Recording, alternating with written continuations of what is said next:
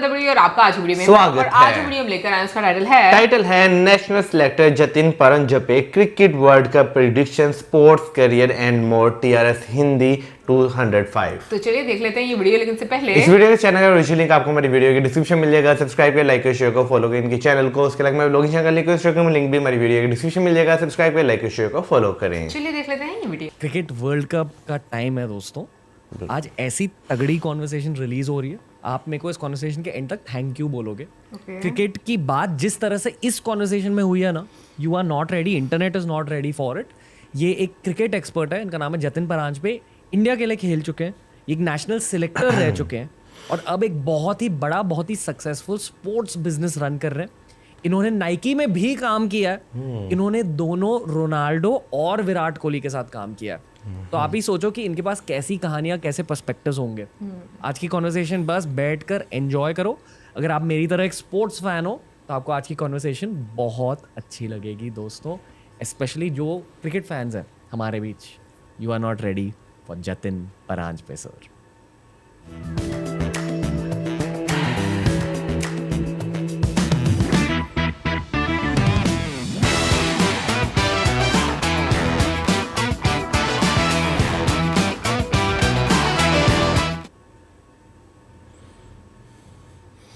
जतिन परांजपे का स्वागत है टीआरएस में सर।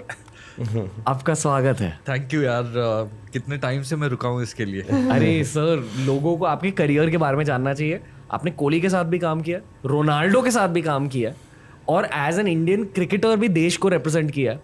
बेसिकली स्पोर्ट्स की दुनिया में आप बहुत कुछ कर चुके हो। दोनों फुटबॉल और क्रिकेट की दुनिया को आपने बहुत गहराई से जाना है।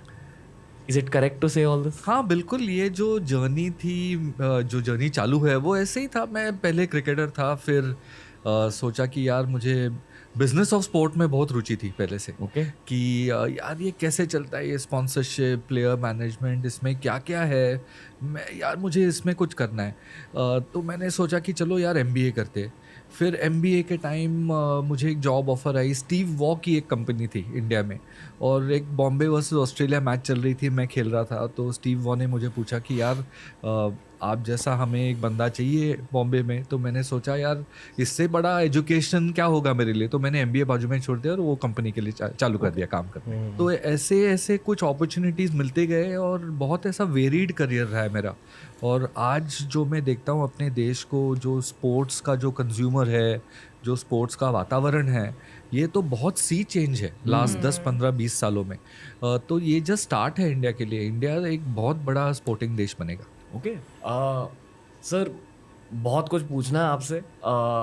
आपके पापा एक क्रिकेट की दुनिया के लेजेंडरी मेंटर हैं, कोच हैं। बचपन में आपने सचिन तेंदुलकर के साथ भी खेला है? हाँ, सचिन और मैंने तो एक्चुअली साथ में ही स्टार्ट किया था क्रिकेट। जो हम पहली बार हमारी मुलाकात हुई थी वो बॉम्बे अंडर 15 के सिलेक्शन ट्रायल्स में हुई थी। और तभी हमने एक दूसरे से इंट्रोड्यूस काइंड ऑफ करवा लिया और फिर साथ में बस में शिवाजी पार्क वापस गए। तब से जो दोस्ती है वो अभी भी है। मैंने जब भी उसको पहले 2-3 बार देखा, मैंने बोला यार ये तो अलग ही प्लेयर है। क्यों? Great question. क्यों? बिकॉज एक बैट्समैनशिप में एक बहुत इंपॉर्टेंट होता है जजमेंट ऑफ लेंथ। कि जब भी बॉल छूटता है बॉलर के हाथ में से, वो बैट्समैन की जो इंट्यूशन, स्किल, प्रैक्टिस, ये जो अलग अलग फैक्टर्स है वो एक मिश्रण में आ जाता है और वो लेंथ जज कर लेता है। तो सचिन तेंदुलकर ने लाइफ भर, करियर भर, आई डोंट थिंक एक हाथ पे आप उसके मिस्टेक्स, लेंथ जजमेंट के मिस्टेक्स देख सकते। तो वो मैंने पकड़ लिया। मतलब गली क्रिकेट से हर किसी की शुरुआत होती है, फिर कोचिंग होती है, आप टेक्निकल सीख लेते हो और एंड में गली क्रिकेट ही बन जाती है। एब्सोल्युटली, बिकॉज वो जो है वो इंट्यूशन है at the end of the day. जो हम मेडिटेशन में उसे सुष्टि बोलते हैं जी, कि जो आपके पास दी गई है तो वही तो है। और लेकिन हाँ, तो गोइंग बैक टू इट, वो 10 साल का था, मैं 11 साल का था और तब से हमारी फ्रेंडशिप है। उनकी पर्सनालिटी कैसी थी तब? बहुत ही पैशनेट, बहुत मिस्चीवियस, अभी भी है। लगते नहीं है। एक क्रिकेट पे बहुत ज़्यादा प्रेम पहले से। और बैटिंग तो छोड़ो उसकी, मैं तो बोलता हूँ कि उसके बॉलिंग में भी बहुत ही ट्रिमेंडस अमाउंट का टैलेंट था। उसका जो गूगली था वो रेगुलरली लेग स्पिन नहीं डालता था अब, लेकिन उसका जो गूगली था मैं बोलूँगा वर्ल्ड का बेस्ट गूगली अभी भी. Nobody could read it, you know. तो and fielding, probably the best throwing arm team में, one of the best fielders, close in का हो या circle में का हो या boundary rider का हो, he was जो उनका जन्म हुआ है वो क्रिकेट खेलने के लिए हुआ. It's as simple as that. और उससे ज़्यादा मुझे क्या अच्छा लगता है सचिन के बारे में कि मैं उसके कैप्टनसी के अंडर खेला हूँ. और मैंने ऑलवेज कहा है कि उसे जो कैप्टनसी के लिए जो उसे एक्नॉलेजमेंट मिलनी चाहिए थी वो नहीं मिली कभी. ऑलवेज पब्लिक ने कहा कि ये बहुत बड़ा प्लेयर है लेकिन ये कैप्टन ठीक ठाक है. नहीं, वो बहुत अच्छा कैप्टन था, बहुत प्लेयर्स कैप्टन था वो. और वही में एक और लेयर उसकी पर्सनालिटी की वो थी कि इतना हेल्पफुल बंदा टीम के लिए. आज रणवीर मैं बोल रहा हूँ कि आप यूवी से लेके वीरू या रोहित या विराट को पूछो कि पाजी ने आपके लिए क्या कंट्रीब्यूशन था आपके गेम, और वो बहुत बहुत लंबा कॉन्वर्सेशन होगा बिकॉज उसने सेल्फलेसली दिया है खुद को. वो ड्रेसिंग रूम में जो एक्सपीरियंस शेयरिंग, जो नॉलेज ट्रांसफ़र हम बोलते, वो Sachin was one of the best in that. वो एक स्टूडेंट ऑफ द गेम रहे थे बचपन से. बिल्कुल, और अभी भी है. वही तो मैं कह रहा हूँ कि जो वो पूरा पैकेज ही उसके पास है वो, you know. So today I think वो जो मैच रीड करता है या जो वो प्लेयर को रीड करता है अभी, I think second to none. मतलब आपको नाम लेने की ज़रूरत नहीं है, पर ऐसे सिचुएशंस हुए हैं जहां आप अब उनसे मिलते हो और वो कहते हैं कि ये प्लेयर का करियर ऐसा जाएगा या ऐसे कुछ होगा इसके करियर में. आई थिंक करियर के बारे में तो बात नहीं करते, लेकिन टैलेंट के बारे में बात करते. कि ये प्लेयर ना जतिन ये बहुत बड़ा प्लेयर है, ये जिसको देख ले तो. गेम सिचुएशनल रीडिंग कि यार अभी ये ऐसे करेगा, यार ये इसका फील्डिंग ना ये ऐसे करेगा, इनको ऐसे करना है. कि अभी और मैच का रीडिंग कि अभी मैच चल रही है ऑस्ट्रेलिया में, कूकाबरा बॉल है जी. तो ये 20 ओवर्स ऑलरेडी हो गए, टेस्ट मैच चल रही है. अभी ना जतिन ये बॉल सॉफ्ट होगा थोड़ा, तो अभी ये ज़्यादा हिलेगा नहीं, तो अभी नेक्स्ट 3-4 घंटे बेस्ट बैटिंग का टाइम है. तो ये पूरा it just comes very naturally. Okay, आप नाम लेंगे यंग क्रिकेटर्स के जिन्हें आप, जहाँ आपको लगता है कि हाँ इसमें कुछ तो है, या अगर उनसे भी कुछ बात हुई है? हाँ, मैं तो मेरे ख्याल से कल ही मैं मिला उसे बेंगलोर में. पृथ्वी शॉ मेरे लिए बहुत ही टैलेंटेड प्लेयर है, और अनफॉर्चुनेटली अभी इंजर्ड है, लेकिन ऐसे होता है क्रिकेटर के करियर में. शुभमन गिल बहुत बड़ा प्लेयर है. ऋतुराज गायकवाड़, अभी जो इंडिया में बैट्समैन आ रहे हैं वो बहुत टैलेंटेड है. और बिकॉज ऑफ द IPL उनका जो मैच्योरिटी का जो स्टेज आता है वो बहुत जल्दी आता है. बिकॉज आप राजस्थान रॉयल्स के लिए खेल रहे हो, और पहले की बात करते हैं, आप ड्रेसिंग रूम शेयर कर रहे हो शेन वॉर्न के साथ, आपका कोच है कुमार संगकारा. तो आपका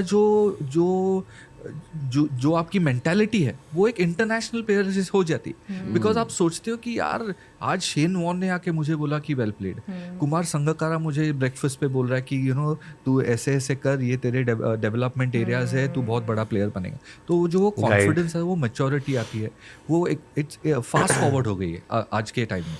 लेकिन जो मैं थोड़ा वरी करता हूँ कि बॉलिंग में ये नहीं हो रहा है, बिकॉज क्रिकेट अभी इंक्रीजिंगली बैट्समैन्स गेम हो गया है. और अभी जो वो जो नए लॉज आए IPL में, it's becoming more batsman friendly. लेकिन इंडिया में जो टैलेंट है, मैं बोल रहा हूँ कि ये वर्ल्ड कप इंडिया अगर अच्छा करेगा तो शुभमन गिल अच्छा करेगा तो इंडिया अच्छा करेगा. तो ऐसे यंग प्लेयर्स पे रिलायंस बहुत बढ़ गई है. अभी 2011 में विराट कोहली भी था वर्ल्ड कप टीम में, लेकिन वो ऐसे आप कह नहीं सकते कि विराट का वर्ल्ड कप अच्छा गया तो इंडिया का जाएगा. आज गिल है, रोहित शर्मा है, सूर्या है, विराट है टीम में, लेकिन आप बोल रहे हैं कि गिल का अच्छा जाएगा वर्ल्ड कप तो इंडिया का अच्छा जाएगा. तो ये is the sign of the times. Okay sir, आपने कहा कि शुभमन गिल, पृथ्वी शॉ और ऋतुराज गायकवाड़ टैलेंटेड है. क्रिकेट में टैलेंट का मतलब क्या होता है? और मैं आपको ये इसलिए पूछ रहा हूँ क्योंकि आपने एक 16 साल के विराट कोहली के टैलेंट को देखकर उन्हें साइन किया था. टैलेंट होता है एज अ बैट्समैन 3-4 चीज़ें, राइट. एक है कि नॉर्मल जो हैंड्स का टैलेंट होता है कि आप स्टांस में बॉल कैसे मीट करते हो, तो वो है टाइमिंग, वो जो एक स्वीट स्पॉट बोलते हैं. सेकंड इज इंस्टिंक्ट कि वो बॉल कहाँ पिच होगा, वो बॉल पिच होने के बाद मैं क्या करना चाह रहा हूँ. ये बहुत बड़ा रहस्य है, ये किसी को मालूम ही नहीं है ये. बिकॉज एक बॉल छूटता है हाथ में से, आप मूव करते हो. आजकल आप वीडियो देखते हो बच्चों के 4-5 साल के बच्चे कि बॉल डाला मार रहे हैं. अभी ये किसने सिखाया उनको, तो ये जो नेचुरल एक एबिलिटी होती है हम में कि कोई गा सकता है, कोई अच्छा लिख सकता है, कोई back of the envelope maths कर सकता है, कोई क्रिकेट खेल सकता है. तो ये जो एक नेचुरल जो फाउंडेशन है उसे टैलेंट कहते हैं. और उसके बाद स्किल एक्विजिशन है कि ये टैलेंट को वो गेम में कैसे मोल्ड करना, वहाँ कोच का बहुत बड़ा एक रोल होता है उसमें कि ये टैलेंट को स्किल एक्विजिशन में कैसे डेवलप करना. ओके, क्या होती है skill acquisition? Skill acquisition is थोड़ा गेम इंटेलिजेंस की, थोड़ा रेपिटेशन, कि एक हम बोलते हैं कि रिपीटेबिलिटी आनी चाहिए. बॉलर्स को बोलते हैं कि आपकी एक्शन रिपीटेबल होनी चाहिए. जैसे कि बास्केटबॉल में स्टेफ का correct tak, so that's why they do 1000 hoops and you'll bat 1000 balls a day. तो ये जो repeatability is the bedrock of skill acquisition. मतलब कवर ड्राइव आपको 1000 बार मारनी है फिर आपकी कवर ड्राइव अच्छी हो जाए. करेक्ट, बट वो कोच का टैलेंट होता है कि वो repeatability should not become monotony. वो रिपीटेबिलिटी में भी थोड़ा एक स्पाइस ऐड करना चाहिए. So repetition but not repetition. So if you have to hit 500 balls, वो बोलेगा कि एक 50 ऑफ ड्राइव मारो, 50 पुल शॉट मारो, फिर एक 10 ऑफ ड्राइव मारो, 10 स्क्वायर कट मारो. तो वो otherwise the mind is already kind of preparing for one kind of ball. So you need to have a all round view. तो ये स्किल एक्विजिशन में कोचिंग का बहुत बड़ा रोल होता है. ओके, और तीसरी चीज आपने डिसिप्लिन का, कि मतलब कितनी मेहनत करोगे. डिसिप्लिन के बिना क्या है Ranveer? You have spoken about it, you have gone through phases. हर कोई फेजेस में का लाइफ फेज में ही होता है. और एक दिन जब भी आप उठते हो और कहते हो नहीं मुझे ये करना है या मुझे ये नहीं करना है, that is the start of your discipline if you ask me. Sir, मैं हमारी जनरेशन को विराट कोहली जनरेशन के नाम से पुकारता हूँ. मैं ये मानता हूँ कि ये विराट कोहली जनरेशन है. फेयर टू से? बिल्कुल बिल्कुल. 16 साल के जब वो थे तो आपने क्या देखा? इंटेंसिटी मतलब क्या सर? तो मैं तो कहूँगा कि मैं थोड़ा टैलेंट आईडी, मैं थोड़ा टैलेंट स्काउट जैसा बन रहा हूँ. मुझे बहुत अच्छा लगता है कि प्लेयर्स को देखना, और मुझे लगता है कि मैं हूँ थोड़ा गिफ्टेड उसमें. और एक चांस लेना पड़ता है एक प्लेयर पे, कि एक रूडिमेंट्री तो जो गेम है वो तो था ही, उसका वो सवाल ही नहीं था. बट एक इंटेंसिटी आइज में जो उसकी अभी भी है, एंड तभी Virat was a very different person. He was a younger guy. We've all been at different stages in our lives. Chowmein खाते थे. हाँ, लिटिल, हाँ बिल्कुल बहुत cocky, that kind of a guy.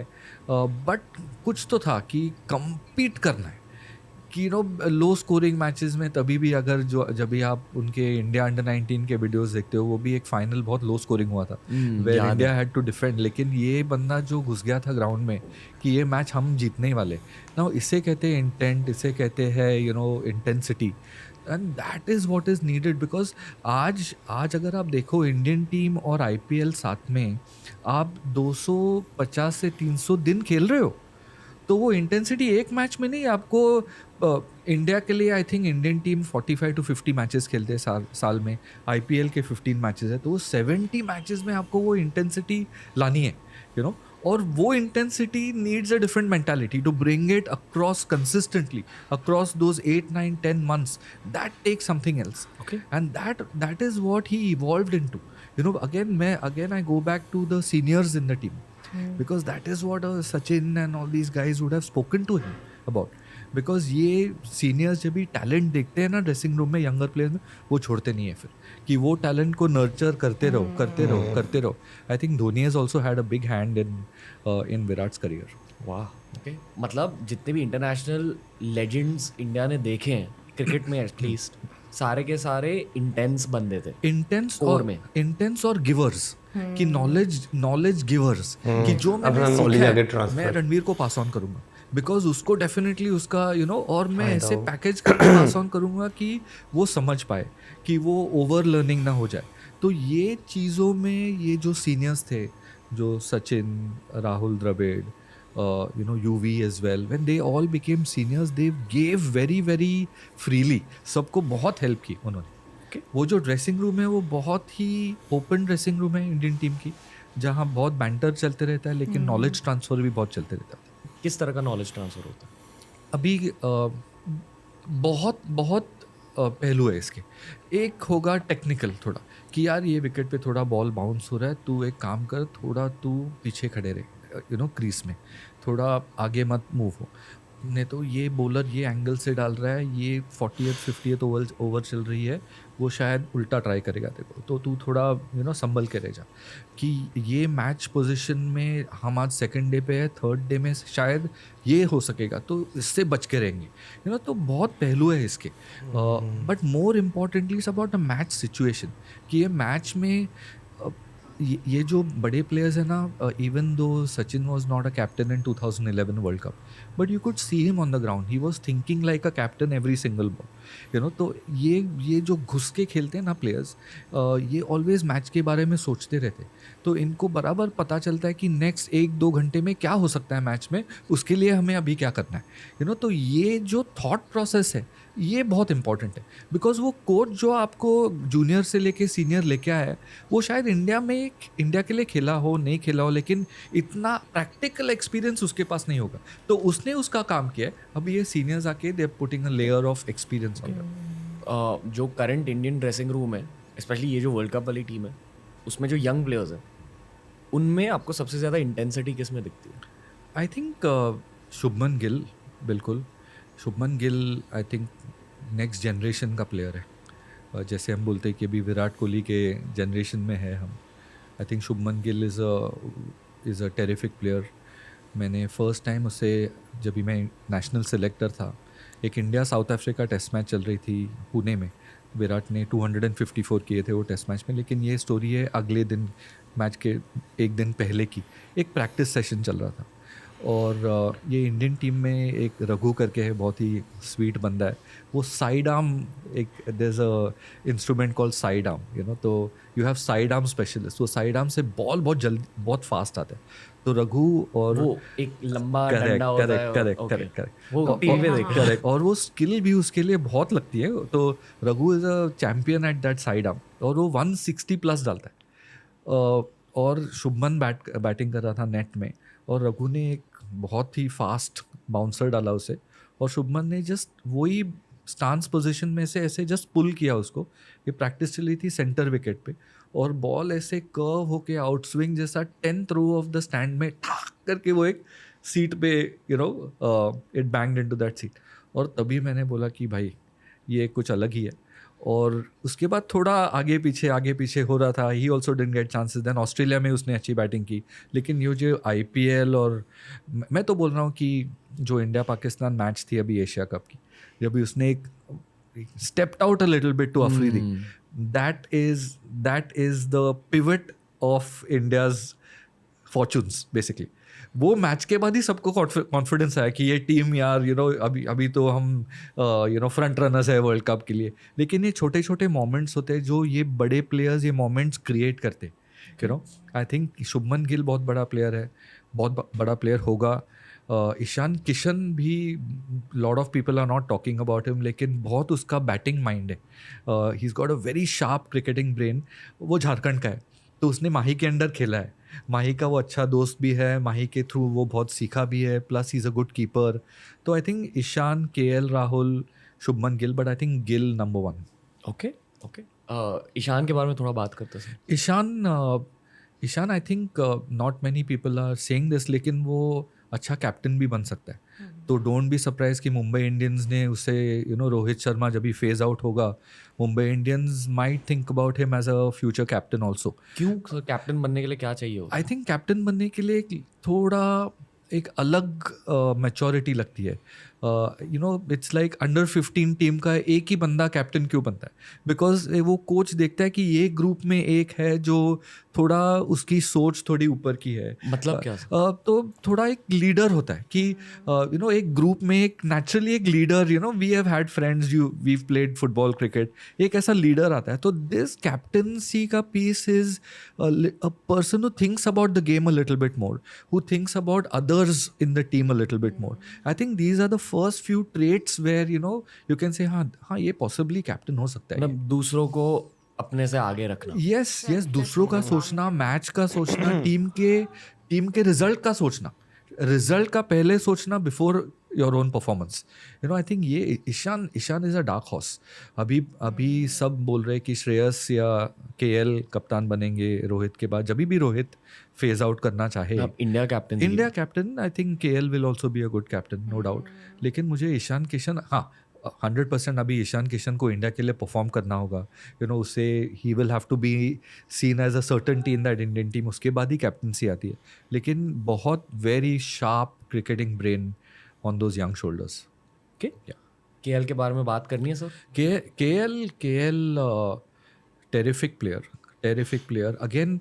बहुत एक बड़ा एग्जाम्पल कि प्लेयर को खुद का गेम इन एंड आउट मालूम रहना चाहिए. तो अगर आप उसे क्लोजली देखो तो उसके बैकलिफ्ट में तो उसने थोड़ी चेंज की थी, वो नहीं हो रहा था. और मैंने देखा टीवी में, बोला यार ये क्या कर रहा है. एंड देन इंजर्ड हो गया. ख़राब इंजरी थी तो 5-6-7 महीने बाहर था. तो ये बहुत इंपॉर्टेंट है कि प्लेयर को खुद का गेम मालूम रहना चाहिए. केएल शो पे आए, शो के थ्रू मैंने उनके दिल को जाना and I stayed in touch with him. और उनकी जब इंजरी चल रही थी तब मैं जेन्युइनली मिला था और उनको जाना as a person. I feel कि वो भी एक डार्क हॉर्स है जिन्हें लोग उनके लो फेजेस में ना डिस्काउंट कर लेते हैं. बिल्कुल. क्योंकि ये एक शोई प्लेयर नहीं है. और जब इनके अच्छे फेजेस होते हैं तब केएल राहुल की असलियत के बारे में पता चलता है लोगों को. But people easily forget in cricket क्योंकि क्रिकेट एक रूथलेस दुनिया है. करेक्ट. और आई थिंक केएल भी खुद ये जानते हैं. But I am very curious to see कि इनके 30s में इनका कैसा फेज स्टार्ट होता है. अभी if you look at KL's example, बहुत उसे अचीव करना है. यू नो बहुत साल पड़े हैं उसके सामने. और केएल को बाहर जो भी बोले कि ट्विटर पे तो यार काम ही है, जो बकना है बको. लेकिन जो टीम उनको रेट करती है, अभी टीम ने उनको नंबर 5 पोजीशन दी है. वो वनडे मैच में सबसे इम्पोर्टेंट पोजीशन है. हम बोलते हैं number 4 is not as important as number 5. You know तो नंबर 5 केएल खेलेंगे. अभी कल भी अगर गिल नहीं खेले, मुझे लगता है ईशान ओपन करेंगे और केएल 5 खेलेंगे. बिकॉज 5 पोजीशन बहुत इंपॉर्टेंट है कि अगर थोड़ा कोलैप्स हो गया ऊपर तो 5 वाला संभाल लेता है. अगर अच्छा चल रहा है तो 5 वाला एक्सेलरेट कर लेता है. तो 5 और 6 ना Ranveer are like football midfielders.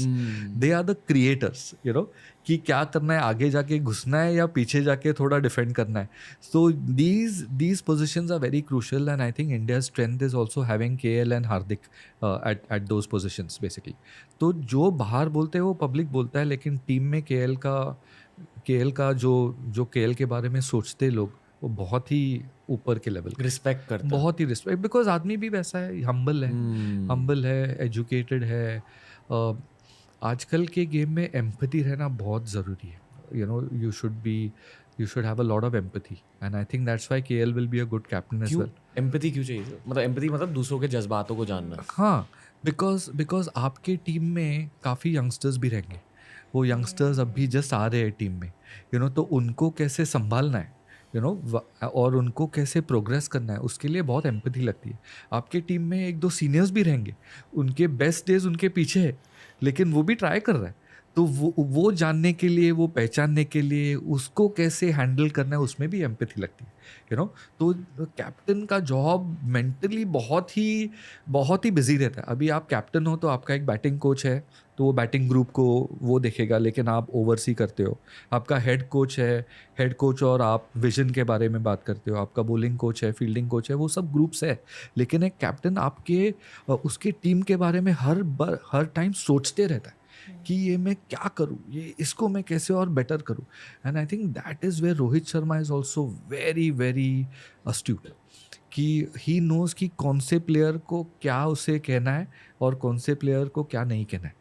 तो आई थिंक वो मुंबई इंडियंस के इतने साल कैप्टन रह चुके हैं और प्लस मैं थोड़ा बॉम्बे का हूँ तो वो बायस तो रहता ही है. तो वो थोड़ा एक ग्रेविटास तो रहता है उसमें. तो I think very empathetic towards his players. और ये आज हम कॉर्पोरेट लाइफ में भी बोलते हैं कि leader has to be empathetic. जी. राइट. ये it's the same thing for a cricket team और same thing for a sports team. Okay. Sir क्या अगर किसी को कैप्टनसी मिल जाती है उसकी वजह से उनकी गेम अफेक्ट होती है? होती है. डोमेस्टिक लेवल पर भी? डोमेस्टिक लेवल पर भी होती है, इंटरनेशनल लेवल पर भी होती है. एक सेटलिंग डाउन का टाइम लगता है कैप्टन को कि आपको पहचानना है कि मैं कैप्टन हूँ लेकिन मैं ये टीम में मैं प्लेयर पहले हूँ. तो वो एक बैलेंस आने में थोड़ा टाइम लगता है. क्यों? क्योंकि मेंटली टैक्सिंग होता है. मेंटली लाइक आई सेड बहुत ही टैक्सिंग होता है. एंड आप थोड़ा बैटिंग कर रहे हो तभी सोच रहे हो कि अरे यार वो बॉलिंग में मैं किसको क्या दूँ, ये वो थोड़ा एक सेटलिंग डाउन टाइम लगता है. एंड इसके लिए जो भी कैप्टन बनते हैं उनको थोड़ा एक लॉन्गर रोप देते हैं कि पहले 2-3 महीने ये स्ट्रगल करेगा थोड़ा, but after that you have to ये जो दोनों रोल्स है आपको बाइफर्केट करने पड़ेंगे. कि जब भी आप बैटिंग कर रहे हो तभी आप बैट्समैन हो, तभी आप कैप्टन नहीं हो. ऑल्दो मैं तो बहुत मानता हूँ कि जब भी आप बैटिंग करते हो you should think like a captain, but you should think like a captain only कि ये विकेट पे क्या स्कोर अच्छा है, ये विकेट पे क्या टारगेट सेट करना चाहिए, but not think about the other parts of captaincy कि मैं जब हम बॉलिंग करेंगे तभी हम क्या करेंगे. बिकॉज वो आपका फोकस निकालेगा. वो वॉच द बॉल एंड एक बैट्समैन से this to themselves, watch the ball, it will tell you what to do. तो वो एक जो प्राइमरी लीवर है ऑफ कंसंट्रेशन, जब भी आप बाकी का सोचते हो वो थोड़ा हट जाता है. And that's what causes dismissals and bad shot selection and stuff like that. You can disagree with me on this next point, ठीक है? और इस शो पर disagreements are welcome. Okay. I feel कि बहुत सारे भारतीय लोग स्पेशली फैंस कोहली के कैप्टनसी के बारे में कम बात करते हैं. उनकी भी कैप्टनसी बहुत बढ़िया थी, स्पेशली टेस्ट क्रिकेट में. एक अग्रेशन आ गई थी टीम में और टीम ने बहुत कुछ किया उनके टेस्ट कैप्टनसी के दौरान. आप सहमत हो? 100%. एक अटैच सवाल है. दोनों चीज़ों पर आप बात कर लो सर. जब आप उनसे उनके टीनेज में मिले थे, जब वो 16 ईयर्स के थे, तब उनमें एक कैप्टन दिखा था? क्योंकि कहा जाता है कि लीडर्स बनाए नहीं जाते, लीडर्स पहले से लीडर्स ही होते हैं. तो वो जानना चाहूँगा. मैंने जब भी उसे पहले देखा मैंने सोचा भी नहीं था कि मैंने वो पॉइंट ऑफ व्यू से देखा भी नहीं था उसे. ऑनेस्टली मुझे जस्ट एज अ बैट्समैन अच्छा लगा. बट जब भी मैंने अंडर-19 वर्ल्ड कप फॉलो करना शुरू किया तभी मुझे लगा 100% ये इसमें कैप्टनसी मटेरियल है. एंड तब से वो ब्रांड ऑफ क्रिकेट तब से है, बिकॉज वो अंडर-19 वर्ल्ड कप में भी बहुत अटैकिंग खेले, इंडियन टीम खेली इंडियन टीम. एंड जब भी वो इंडिया का कैप्टन बना तभी वही तो एक था कि वो in your face attacking at all times. That was the kind of brand which they propagated. और वो ब्रांड खेलने के लिए आइडियल टीम थी. Virat Kohli and Ravi Shastri, both of them are very strong characters, and it was the right way we were playing our cricket. And then after Virat gave up the captaincy, मुझे भी थोड़ा लगा कि अभी ये brand तो Rohit is not the same guy as Virat, तो ये brand क्या होगा. But I think what you are seeing now under Rohit and Rahul Dravid is a very very astute, strategy driven take on the game. And they are taking certain very interesting decisions. I loved कि कुलदीप यादव को पहले 2 match में खिलाया नहीं Australia के against, because वो 3 matches थे Australia के अगेंस्ट एंड वर्ल्ड कप की पहली मैच फिर से ऑस्ट्रेलिया. तो आप 3 बार उससे कुलदीप को क्यों चांस दे रहे हो खेलने? तो जब भी वो पहले वर्ल्ड कप मैच में आएंगे तभी वो चौथी बार खेलेंगे कुलदीप को. सो जस्ट कुलदीप को लास्ट मैच में खिलाया कि जो हमारा हुक्मी एक का है उसे हम थोड़ा बाजू में रखेंगे. तो ये थोड़ी ये जो चीज़ें हैं वो मुझे बताती है कि बहुत सोच जा रही है ये टीम में. एज अ सिलेक्टर आप क्या नोटिस करते हो रोहित शर्मा की कैप्टनसी के बारे में? ऑब्वियसली ग्रेविटास बहुत ही इंटेलिजेंट कैप्टन है. और एक प्लेयर्स कैप्टन है जो प्लेयर्स को एक माहौल, वो टीम में, मैं गया नहीं हूँ ड्रेसिंग रूम में बहुत टाइम से, लेकिन वो माहौल टीम में बहुत अच्छा स्टडी माहौल रहेगा। वो माहौल होगा एक बिलीफ वाला कि यार तू कर ले, आई बिलीव इन यू, तू कर ले, तेरा हो जाएगा सब, टेंशन मत ले, आज नहीं हुआ तो कल हो जाएगा। और यही जो देख रहे हैं कि एक ऐसा एम्पैथेटिक माहौल जो है। बट आप रोहित की बैटिंग देखो लास्ट 3-4 मैचेस, वो पाकिस्तान के अगेंस्ट भी वो आया कि मैं तो इनको क्लीन अप करने वाला, तो वो अल्ट्रा अग्रेसिव वो हो गए अभी। जो पहले वो थोड़े ही used to take the kind of second fiddle, लेकिन he is become very aggressive. So he is also showing कि यार अग्रेशन तो चाहिए टॉप ऑफ द ऑर्डर, और मैं दूंगा वो अग्रेशन। तो गिल को थोड़ा टाइम मिलेगा सेटल डाउन होने, और उसको अगर टाइम मिलेगा तो वो खींच लेगा। लेकिन जो इनिंग्स का जो पहले जाके किसको हमें घुसना है, वो मैं घुसूंगा पहले। मैं और ज़्यादा गहराई में जाना चाहूँगा into the psychology of captaincy. जैसे आपने कहा कि रोहित और Rahul Dravid strategy oriented individuals हैं, तो उसी तरह रवि शास्त्री और कोहली एज अ यूनिट कैसे थे, मतलब आपके नज़रिए से?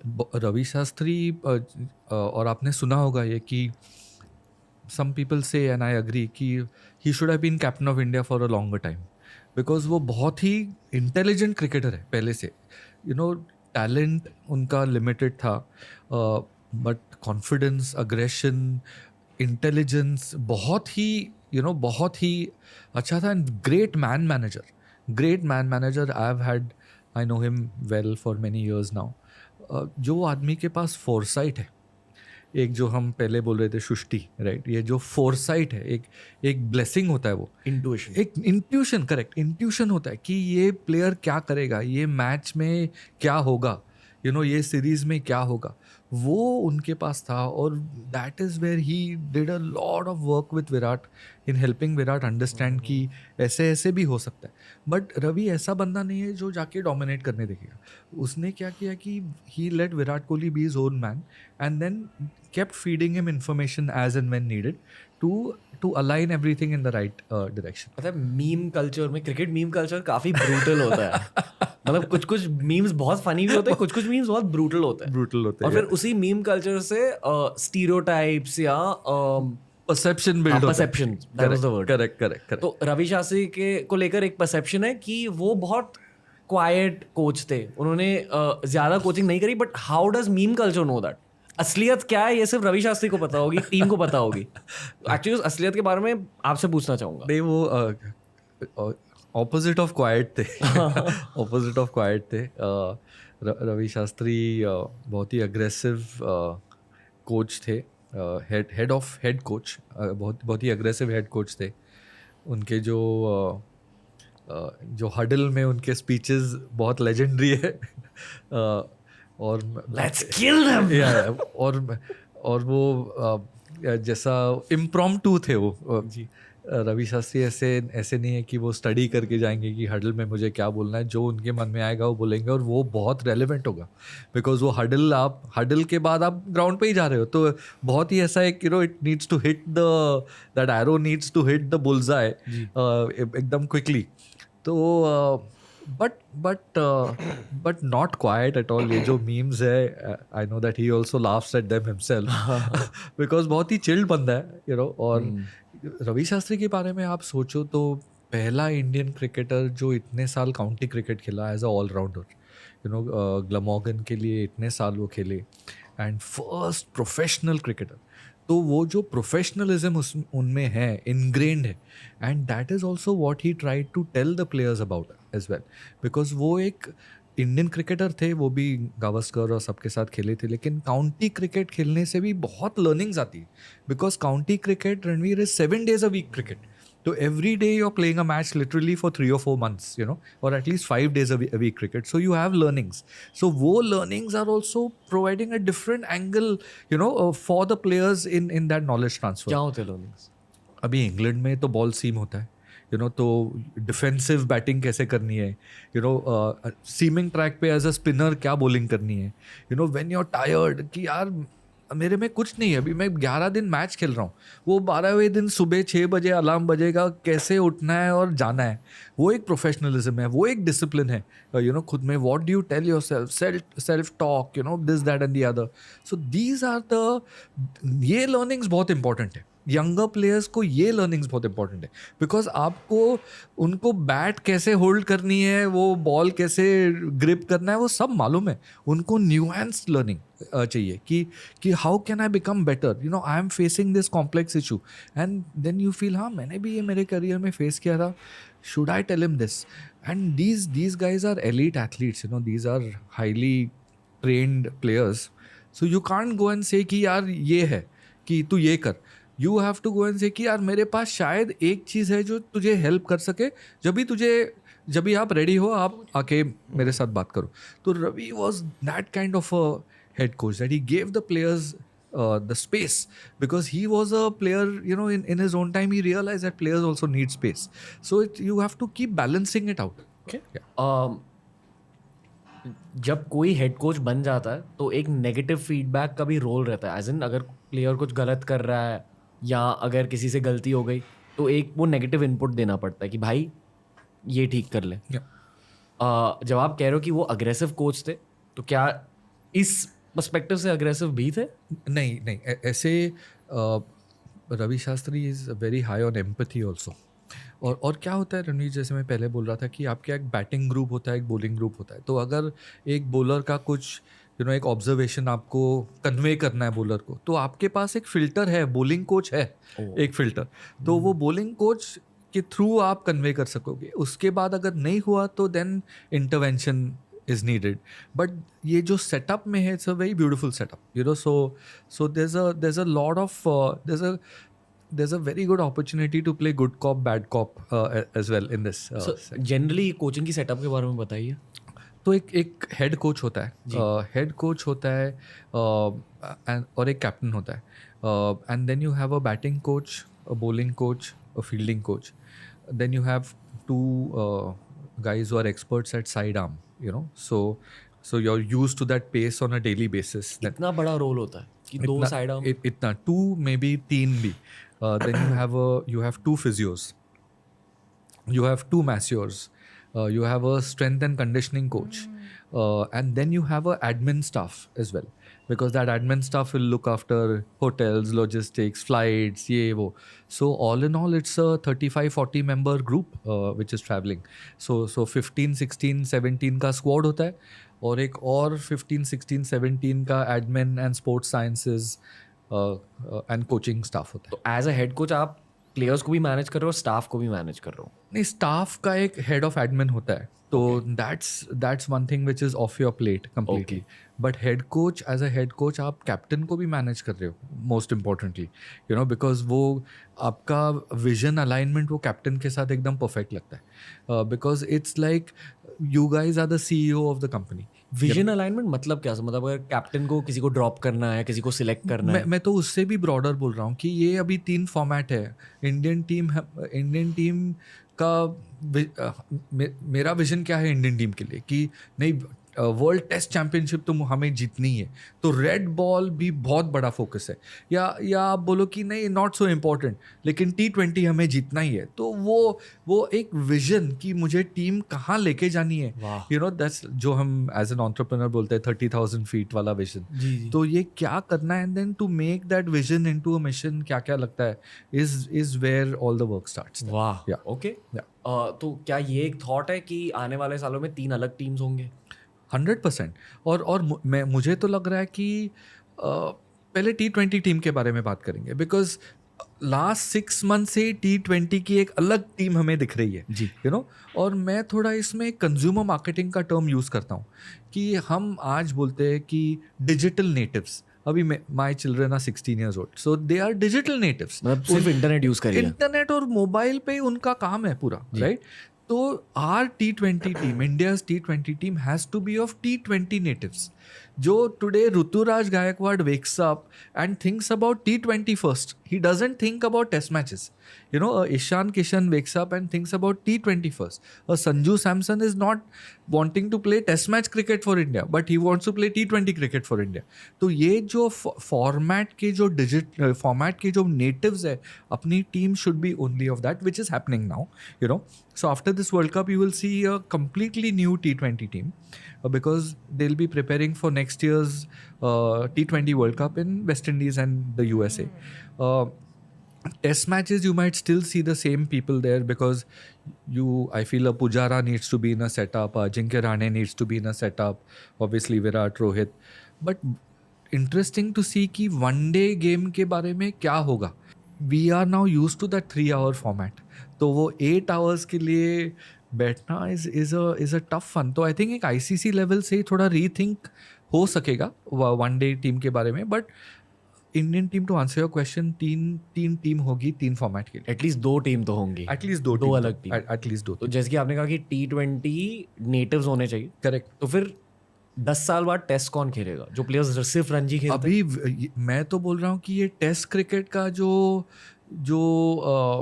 पैशन इंडिया के पास है, वो Virat Kohli is the owner of that passion. वही तो बोल रहा था कि नहीं, रेड बॉल. अभी विराट कोहली 2-3 साल के बाद अगर नहीं रहे तो उसके बाद वो कौन आएगा? तो ये भी एक stakeholders, custodians of Indian cricket के बारे में सोचने वाली चीज़ है कि ये is it going to be important to us और नो, बेसिकली. वाह, ओके. मैं ये जानता हूँ कि क्रिकेट सर्कल्स में ऐसे रूमर्स है कि प्लेयर्स भी जानते हैं अब ओडीआईज का हाइप कम हो चुका है. हर कोई जानते हैं ओडीआईज का हाइप कम हो चुका है. फैंस भी ओडीआईज नहीं देखते. और काफ़ी हद तक क्योंकि फैंस ड्राइव क्रिकेट, शायद ओडीआईज होंगे नहीं, मतलब वर्ल्ड कप के सिवाय, और चैंपियंस ट्रॉफी अगर होती है. करेक्ट. और मतलब ये जो बायलैटरल सीरीज होती है. करेक्ट. ग्रेट क्रिकेटर नाम का एक ऑस्ट्रेलियन पॉडकास्ट है, बहुत बढ़िया. उसमें भी वही कह रहे हैं कि bilateral cricket has become irrelevant. Correct. ये कैसे होता है कि bilateral cricket is also very important because अगर आप देखो, इंडिया एक बोर्ड है जो doing very well, English board is doing well, Australian board is doing well, लेकिन आप जिम्बाब्वे देखो, वेस्ट इंडीज़ देखो, बांग्लादेश देखो, पाकिस्तान देखो, इनके लिए बायलैटरल सीरीज बहुत इंपॉर्टेंट है. बिकॉज जब भी इंडियन टीम जिम्बाब्वे जाती है तभी जिम्बाब्वे टीवी राइट्स बेचती है वो सीरीज़ के, और वो एक सीरीज से 3 साल का उनका ऑपेक्स का खर्चा निकल जाता है. So bilateral series also become very very important for the smaller countries. तो अभी देखना पड़ेगा कि आप ओडीआई का फॉर्मेट चेंज करोगे, 2 इनिंग का बनाओगे, इम्पैक्ट प्लेयर रूल लाओगे, कुछ ना कुछ तो ट्वीक करके और एक फ्रेंडली बना दोगे, वो है, या एवरी कंट्री में एक डोमेस्टिक लीग चल रही है. तो क्रिकेट का एक बहुत बड़ा पैराडाइम शिफ्ट होने वाला है क्या, कि जैसे फुटबॉल फ्रेंचाइज वर्सेस फ्रेंचाइज है, cricket will it go that way? तो वो भी एक डेंजर है. पता है बचपन में ना सर, मतलब मैं as a cricket fan Indian cricket को और बीसीसीआई को इस नज़रिए से बिल्कुल नहीं देखता था. मैं इंडियन क्रिकेट को एज इंडियन क्रिकेट देखता था. अब मेरा नज़रिया बहुत बदल चुका है. अब इंडियन क्रिकेट को मैं कंपेयर करता हूँ अमेरिकन बास्केटबॉल के साथ. बिल्कुल. मोस्टली एनबीए के जो टॉप प्लेयर्स है वो अमेरिका से निकल के आते हैं. डेफिनेटली इंटरनेशनल प्लेयर्स भी है, बड़े बड़े इंटरनेशनल प्लेयर्स भी है, पर अगर आप एक अमेरिकन बास्केटबॉल प्लेयर हो तो chances are you are on an average at a very high level. यही भारत में हो रहा है. जो लोग कहते हैं कि इतने सारे इंटरनेशनल क्वालिटी के प्लेयर्स निकल के आ रहे हैं, I don't see it happening in any other country. Ranveer, I think that's a great point to bring up because NBA is also like BCCI. जी. बिकॉज NBA के बाद क्या है, यूरोप में थोड़ा बहुत बास्केटबॉल खेला जाता है, but NBA has become like the care taker of global basketball. That's you use the perfect analogy. Adam Silver जो NBA के CEO है, he is controlling global basketball today, so and hence a lot of things to be learned as well, and ICC is also doing a damn good job. बहुत easy है बोलने के लिए यार ICC कुछ नहीं कर रहा है, नहीं, बहुत कुछ कर रहा है. बिकॉज ये जो स्मॉलर कंट्रीज़ है, अभी USA में भी ICC ने बहुत बड़ा रोल प्ले किया. अभी मुझे लास्ट वीक ही कोई मिला था, वो बोल रहे थे फिलीपींस में क्रिकेट चल रहा है, म्यांमार में क्रिकेट चल रहा है, नेपाल की इतनी अच्छी टीम है, Afghanistan probably most improved team in the last 2-3 years. Today you cannot take Afghanistan lightly. You know क्या है उधर, लेकिन आईसीसी ने वो फंडिंग दी, ये किया वो किया, तो ऐसे नहीं कह सकते कि कुछ कर नहीं रहा है, लेकिन आगे क्या होगा, आगे क्या होगा कि नेक्स्ट 10 साल में क्या प्लानिंग करनी है, आईसीसी का रोल क्या है उसमें, बीसीसीआई का रोल क्या है, ये सब देखना पड़ेगा। भाई नो डाउट क्रिकेट जो है ना, जो आज के टाइम में जो है ना, आज की जनरेशन में खासतौर पर आपको जो क्रिकेट की एक हाइप देखने को मिलती है ना, उससे पहले जो है ना क्रिकेट को एज ए गेम ज़्यादा जो है वो देखा जाता था। हाँ, कुछ कंट्रीज ऐसे थे जिनके बीच में आपको राइवलरी उसमें काफ़ी ज़्यादा देखने को मिलती थी, लेकिन आज के टाइम में एक अलग ही क्रेज़ है।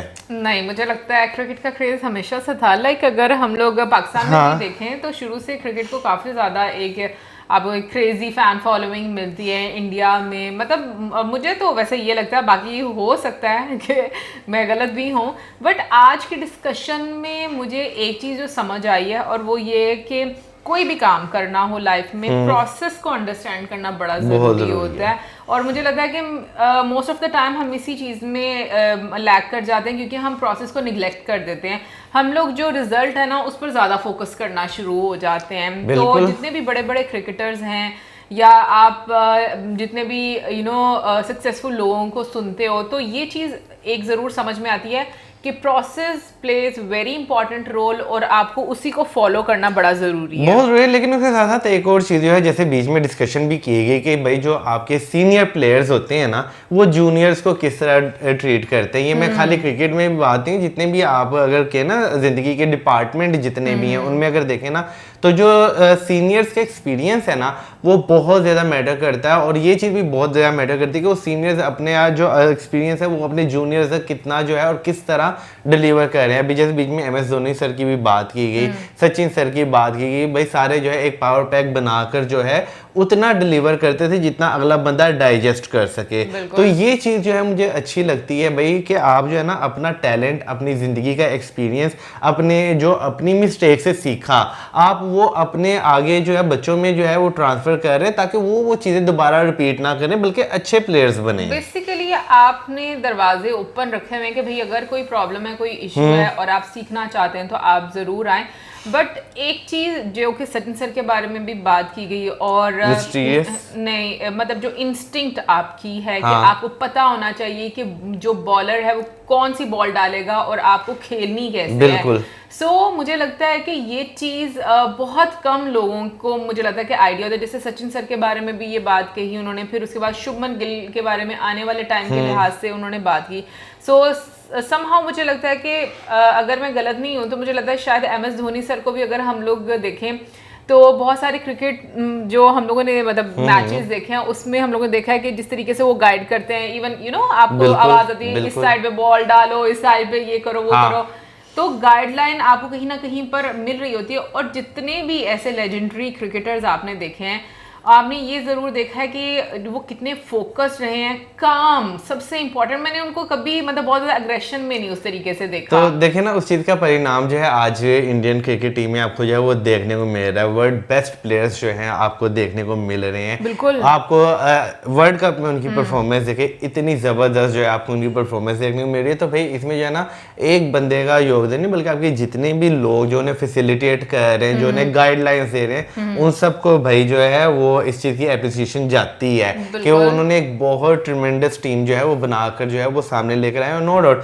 भाई अगर आज स्ट्रॉन्ग बनी है तो आने वाली टीम में जो है वो मजीद पैशन जो है वो दिखाई देगा कि हमने मजीद बेहतर करना है। और ये चीज़ मुझे बड़ी अच्छी लगती है कि देखो अब एक जनरेशन जो पुरानी है और फिर एक नई जनरेशन आ रही है, तो उसको इस गैप को कैसे ख़त्म करना है, उनको कैसे अंडरस्टैंड करना है, एक ऐसा ओपन इन्वायरमेंट मतलब बनाना है जहाँ पर सब लोग जो है वो डिस्कस कर सकें। मुझे लगता है ये बड़ा हेल्दी इन्वायरमेंट बड़ा इंपॉर्टेंट रहता है कि ये आपकी स्किल्स को भी अच्छा करता है, और एक ये डर भी नहीं होता कि भाई हम ये बात नहीं कर सकते, या आपको एक सीनियर होने का एक रोब जो झाड़ना, ये चीजें नहीं होती। अगर हम कुछ कर देंगे तो हमें टीम से निकाल ना दिया जाए, ये चीज जो है जब आपको प्रेशर जो है ना नहीं देखने को मिलता, आपको जो है भाई पता होता है कि भाई हमें हमारी सिलेक्शन जो है वो हमारी काबिलियत के बल पे होगी। और अगर हमसे कोई गलती हो भी जाएगी तो चले हमें एक एडवाइस कोई करेगा, हाँ। फिर उसके बाद ये नहीं है कि भाई फौरन से तुम्हारी अपॉर्चुनिटी जो है वो खत्म कर दी हो जाएगी। गई। तो मुझे लगता है ये बड़ा जरूरी है। और जो कोचिंग सेटअप उन्होंने बताया बीच में, वो भी मतलब जिस तरीके से उन्होंने डिफरेंट कोर्स बताए कि मतलब होते हैं, तो ये चीज भी मतलब कि मैं ये बात सोच रही थी कि एक टीम को बनाने के लिए तुम ये देखो कितनी ज़्यादा एफर्ट्स लगती हैं। हम लोग बहुत सीधा सीधा सोचते हैं लेकिन चीज़ें उस तरीके से होती नहीं भाई है। देखें, एक प्लेयर को आगे आने के लिए जो है ना बहुत सारी जगहों से जो है वो गुजर के आना पड़ता है, ठीक है ना। आप देखें विराट कोहली सर जो हैं वो 16 साल की एज से जो है वो खेल रहे हैं, ठीक है ना। हम में से बहुत सारे लोग जो हैं, खासतौर पर पाकिस्तान में अगर बात करूं तो उन्हें काफ़ी देर बाद जाना जो है वो शुरू किया होगा। मुझे तो नहीं पता खैर इस बार मतलब लेकिन सॉरी मेरा गला थोड़ा सा खराब है। क्या मतलब किनको थोड़ी देर के बाद जाना है? विराट कोहली सर जो हैं, लाजमी बात है क्रिकेट में जब उन्होंने एंट्री की होगी, हमें से बहुत सारे लोग जो हैं उन्हें नहीं जानते होंगे। मैं ये बात कर रहा हूँ। बिल्कुल हो सकता है, बिल्कुल पॉसिबल है। लेकिन ये कि मैं ये बात बोल रही हूँ कि पैशन बड़ा जरूरी होता है आपने कोई भी काम करना हो लाइफ में। एनीवे अभी आज जितना पॉडकास्ट हमने देखा है, काफ़ी कुछ चीज़ें मुझे लगता है कि लर्न करने को मिलती हैं, आपको उस प्रोसेस को समझने का मौका मिलता है। बाकी कल के हाफ जो पॉडकास्ट हम देखेंगे उसमें पता चलेगा भाई कि और क्या क्या मतलब हमें अंदर की बातें जो हैं वो पता चलती हैं और प्रोसेस के बारे में हमें पता चलता है। और इसी के साथ हमें video like, subscribe, share, good bye.